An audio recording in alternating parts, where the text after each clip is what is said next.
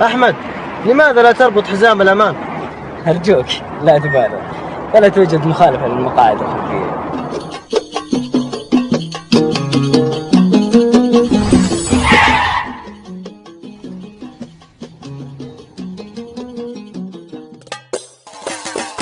اسمع الشوق ترى مو كل شي تمام، شد حزامك لا تطير من الأمام، تكسر ضعمك وفي المشفى تنام، تندم وتبكي ودموعك سيول.